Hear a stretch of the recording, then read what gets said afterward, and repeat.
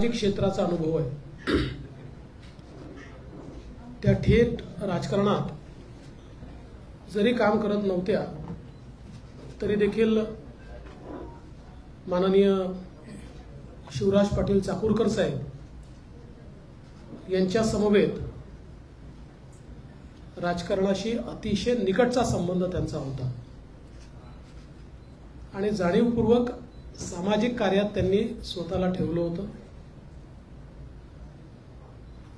संभाजी भैयांनी सांगितलं ते खरं आहे की गेले 5-7 वर्ष आम्ही ताईंच्या पाठीमागे लागलो होतो की त्यांनी राजकीय क्षेत्रात यावं, पण त्यांचा सामाजिक क्षेत्रात कल अधिक होता।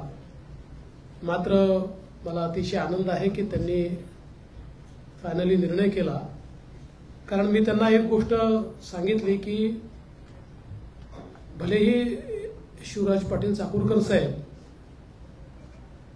हे काँग्रेसमध्ये काम करत होते, आम्ही भाजपमध्ये काम करतो, पण चाकूरकर साहेबांनी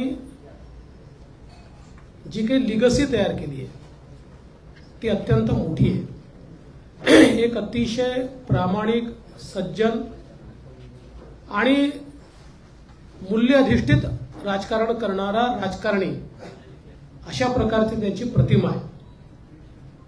आणि ही जी लिगसी आहे ही पुढे नेण्याचं काम तुम्ही करू शकता। आणि त्यांनीही मला सांगितलं की मी राजकारणात कधी काम करणार नव्हते, पण ज्या प्रकारे मोदी साहेब गेल्या 10 वर्षामध्ये भारताला एक दिशा देत आहेत, गती देत आहेत, प्रगती देत आहेत, आणि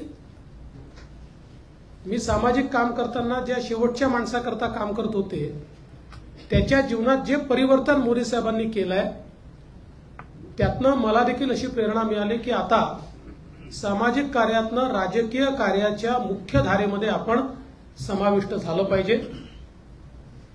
आणि चाकूरकर साहेबांनी ज्या प्रकारचे मूल्यधिष्ठित राजकारण केलं तशा प्रकारचं राजकारण आज जर करायचं असेल तर ते मला असं वाटतं की भारतीय जनता पक्षामध्ये करता येईल।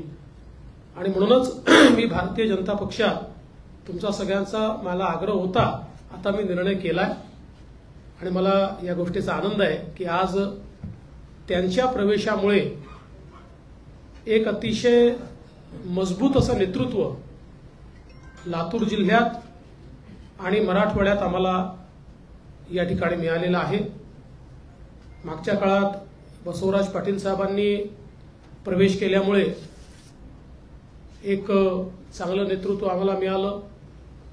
आता ताईंच्या प्रवेशाने मला असं वाटतं की निश्चितपणे म्हणजे निवडणुकीत तर त्याचा फायदा होणार याबद्दल कोणाच्या मनात शंका नाही।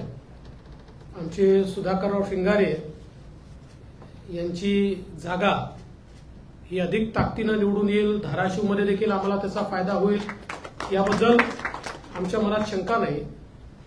पण त्यासोबत एक लॉंग टर्मचं नेतृत्व आज आपण पाहतोय की ज्या प्रकारे मोदीजींनी सर्व क्षेत्रामध्ये महिलांचं नेतृत्व उभं राहिलं पाहिजे याकरता प्रयत्न सुरू केले आहेत। अशा काळात एवढं चांगलं नेतृत्व हे भारतीय जनता पक्षात आलं, म्हणून मी अतिशय मनापासून त्यांचं स्वागत या ठिकाणी करतो। आणि त्यासोबत आमचे राजेश्वरजी निठुरे 8 वेळा नगरसेवक, 7 वेळा नगराध्यक्ष, एक प्रकारे मी असं म्हणेन की मोठी राजकीय कारकीर्द त्यांना लाभली आणि लोकांचं सातत्याने प्रेम हे त्यांच्यावर राहिलेलं आहे। जमिनीशी जुडलेला, सर्वसामान्यांमध्ये काम करणारा आणि प्रत्येकाला आपल्या घरचा माणूस असा वाटणारा अशा प्रकारचे नेतृत्व आज भारतीय जनता पक्षामध्ये या ठिकाणी सम्मिलित होत आहे। खूप प्रदीर्घ अनुभव त्यांना आहे। त्यांनी अनेक महामंडळांवर काम केलंय, कमिट्यांवर काम केलंय, त्यामुळे परिपक्व अशा प्रकारचं नेतृत्व हे आज या ठिकाणी येत आहेत. उदगीर असेल, लातूर जिल्हा असेल, यामध्ये निश्चितपणे त्यांच्या प्रवेशाने भारतीय जनता पक्षाला एक मोठा फायदा होईल.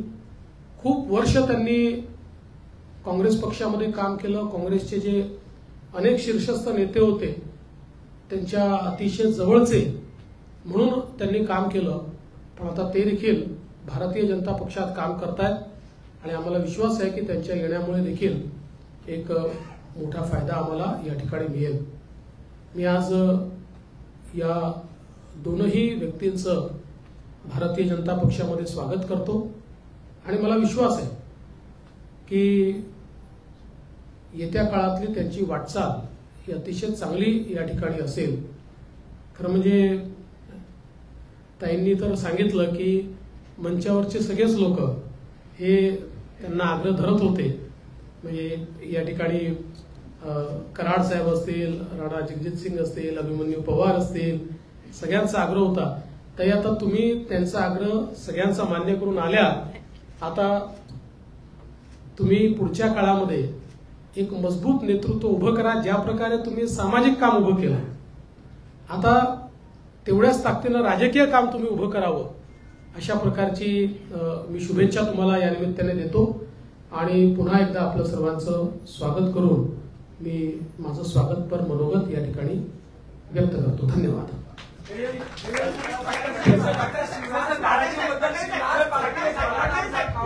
एकाने प्रश्न विचारला, आधी मराठीमध्ये करू आणि मग हिंदीमध्ये. मराठीत करू आधी हा विषय.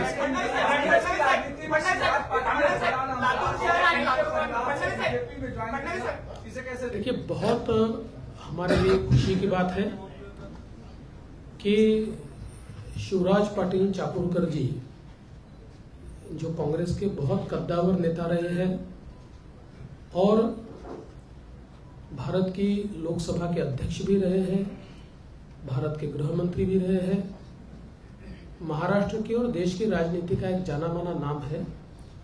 और आज उनके परिवार से डॉक्टर अर्चनाताई पाटिल ये हमारे भारतीय जनता पार्टी में प्रवेश कर रही है, ये हमारे लिए बहुत महत्वपूर्ण और बहुत हर्ष की बात है.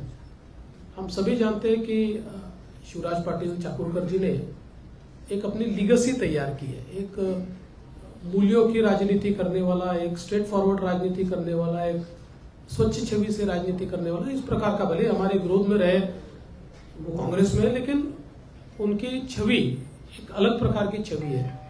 और उसी धरोहर को, उसी विरासत को लेकर आज अर्चना जी हमारी पार्टी में आई है और मोदी जी पर विश्वास रखते हुए उन्होंने ये कहा है कि 10 वर्षों में मोदी जी ने जिस प्रकार से देश को गति और प्रगति दी है, तो उससे मुझे प्रेरणा मिली है कि मैं भी देश की मुख्य धारा में काम करूं और भारतीय जनता पार्टी में काम करूं. मुझे लगता है कि उनका आना ये हमारे लिए, पार्टी के लिए एक बहुत ही मजबूती प्रदान करने वाला है. जैसे ही राजेश्वर जी निठुरे, जो 8 बार पार्षद और 7 बार निगम अध्यक्ष रहे, ऐसे निठुरे जी का भी प्रवेश ये भारतीय जनता पार्टी के लिए एक बहुत महत्वपूर्ण है. मैं दोनों का बहुत बहुत स्वागत करता हूँ. या मतदारसंघावर भाजपला मोदी लाटेत सुद्धा झेंडा फडकवण्यात अपयश आलेलं आहे. भाजपचं तिथं बळ असताना सुद्धा ताकद दिली जात नाही असा पदाधिकाऱ्यांकडून आरोप होतोय. आता अर्चना पाटील लातूर शहरातून 2024 ला म्हणजे पुढील काळात संभाव्य उमेदवार असू शकतात का? लोकसभा संपूर्ण असं आहे की कोण संभावित उमेदवार असेल, कोण नसेल, याचा निर्णय भारतीय जनता पक्षाचं पार्लमेंटरी बोर्ड आणि इलेक्शन कमिटी घेते. जोपर्यंत ते निर्णय घेत नाही तोपर्यंत मीही उमेदवार नाही, तोपर्यंत बावनकुळे साहेबही उमेदवार नाही. त्याच्यामुळे त्यांना निर्णय घ्यायची मुभा द्या. पण मी एवढंच सांगतो, आमची तर इच्छा होती की 19ला त्यांनी लढावं. आम्ही त्यांना प्रस्तावही दिला होता. ते आज आमच्यासोबत आलेले आहे. एक मजबूत नेतृत्व आलंय. जेव्हा पक्षाकडे मजबूत नेतृत्व येतं त्यावेळेस त्या नेतृत्वाचा योग्य उपयोग काय आहे हे पक्षाला माहिती असतं. धाराशिवचे अनेक आजीबाजी आमदार व्यासपीठावर आहेत. धाराशिवबद्दल अजून निर्णय झालेला नाहीये. बैठका पार पडत आहेत. यापैकीच कुणी संधी देणार आहात, काही बदल होते नेमकं जिथं जागा अडकल्या त्यापैकी धाराशिव एक आहे. धाराशिवचं नेमकं काय करायचं त्याचा निर्णय तेच करतायत. ते सगळे बसले आहेत आणि त्यांना आम्ही सांगितलेलं आहे सगळ्यांनी मिळून, म्हणजे अजितदादा, मी आणि मुख्यमंत्री महोदयांनी, की तुम्ही सगळे मिळून निर्णय करून या. मग तुम्ही जो निर्णय कराल त्याच्यावर आम्ही शिक्कामोर्तब करू.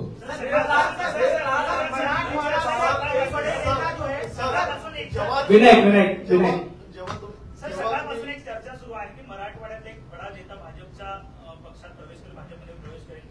संभाव्य कोण उमेदवार, म्हणजे संभाव्य तो नेता कोण तो असेल, नेता तुम्हाला भेटलाय देखील असं. अशी चर्चा आहे. कोण आहे ते, म्हणजे सांगा ना. मलाही प्रश्न पडलाय की हा नेमका नेता कोण आहे, की जो मीडियातच माहिती आहे मला माहिती नाही, असा हा नेमका नेता कोण आहे. भाजप प्रदेश कार्यालयामध्ये येत असता तेव्हा काहीतरी मोठा भूकंप होतो हे पाहिलंय.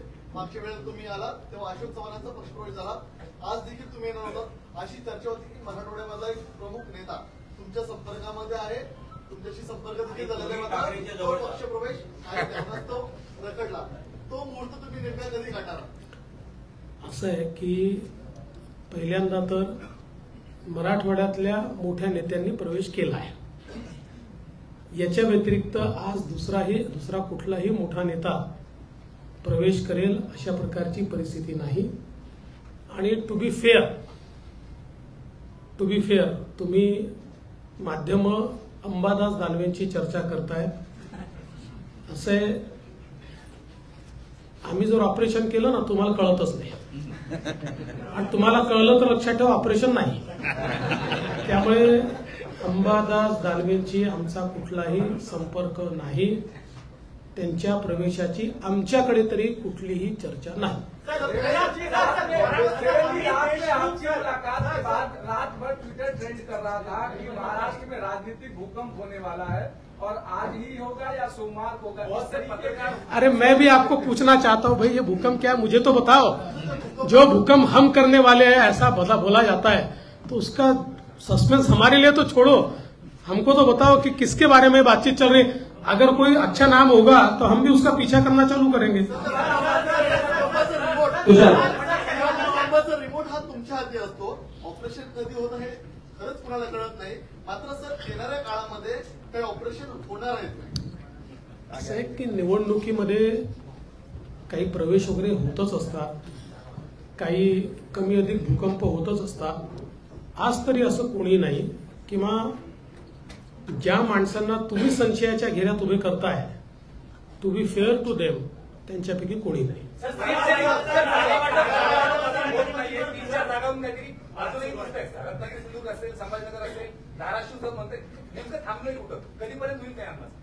नाही, खरं आहे तुम्ही म्हणता अशा 4-5 जागांवर आमचं अडलेलं आहे. काय असतं की एक जागा अडली की 3 जागा अडतात, कारण मग ही यांची असेल तर ती त्यांची असते. तर त्या हिशोबाने पण मला असं वाटतं की म्हणजे आता आमच्या सीट्स देखील घोषित झाल्या, कदाचित काही सीट्स राष्ट्रवादी देखील आज उद्या घोषित करेल. त्यामुळे फार अडलाय अशी परिस्थिती नाही आहे, थोडंसं अडलाय, 1-2 दिवसात सॉल्व्ह करू. पार्टी ज्वाइन कर सकते हैं क्या? चर्चा के लिए संभावना है, आप बताइए क्या, कितना तक सच है वो आपके संपर्क में है? कौन? अमित देशमुख. कहीं से भी मेरे संपर्क में अमित देशमुख नहीं है. उनके भारतीय जनता पार्टी के प्रवेश की कोई चर्चा नहीं है. मुझे ऐसा लगता है कि देखिए कोई हमारा विरोधी भी है तब भी उसको बिना कारण के संशय के घेरे में लाना ये ठीक राजनीति नहीं है. सूरज पिछले 4 महीने से लगातार कांग्रेस एनसीपी की बैठक चल रही थी, लेकिन अब फ्रेंडली फाइट की बात आ गई है. इसको कैसे देखते? 4 महीने फिर बैठक काल अशी एक बैठक देखील झाली. देखिए, चाहे वो महाविकास आघाड़ी हो चाहे इंडी अलायंस हो, ये फ्रेंडली फाइट ही है. ये सब फ्रेंड करके बैठते हैं, एक दूसरे से फाइट करके वापस जाते हैं, इसलिए फ्रेंडली फाइट ही चल रही है 4 महीने से. महाविकास आघाडी असो की इंडी अलायन्स असो, ही फ्रेंडली फाईटच आहे. गेले 4 महिने तुम्ही बघताय, हे फ्रेंड म्हणून बघतात आणि फाईट करून वापस जातात. त्यामुळे फ्रेंडली फाईटच त्यांची चालली. या जिल्ह्यातून पक्ष प्रवेश होतोय. लातूरमध्ये पाठीमागच्या काही काळामध्ये पदाधिकाऱ्यांमध्ये वाद झाला होता, कुठेतरी पक्ष पक्ष नेतृत्वाचा नियंत्रण कमी पडतंय, कारण की आज सुद्धा रमेश कराड या ठिकाणी उपस्थित नाहीत. जिल्ह्याचा एक मोठा पक्ष प्रवेश होत असताना एक आमदार उपस्थित नाही. रमेश कराडांचा तर सर्वात जास्त आग्रह होता की ताईंना पक्षात घ्या. आता सगळे रोज पोचूच शकतील असं नाहीये, कोणाला काही कामं असतात, काही अडचणी असतात. त्याच्यामुळे कोणाच्याही मनात काही शंका नाही, इथे कुठलाही संघर्ष नाही. भारतीय जनता पक्षामध्ये एखाद्या विषयावर वेगवेगळी मतं व्यक्त करता येतात, पण सगळे एकत्रितपणे काम करतायत आणि मला विश्वास आहे की लोकसभेच्या निवडणुकीत जी लोकल टीम आमची आहे आणि आता ताई पण आल्या, निठुरीजी पण आल्या, एक रेकॉर्ड विजय आम्ही मिळवणार आहोत. सर, मनसे संदर्भात काही भूमिका या लोकसभा निवडणुकीत घेतली जाणार आहे का?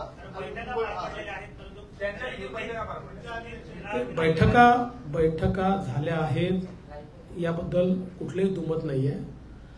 शेवटी आपण लोकसभा निवडणुकीला जातो त्यावेळेस सगळ्या प्रकारच्या शक्यता अशक्यता, काय करू शकतो काय नाही करू शकत याच्या चर्चा होतात. मी आज एवढंच सांगेल की अद्याप कुठलाही निर्णय आमचा त्या संदर्भातला नाही.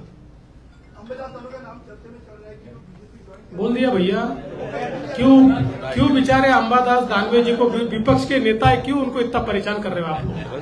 चलो धन्यवाद, मनापासून धन्यवाद.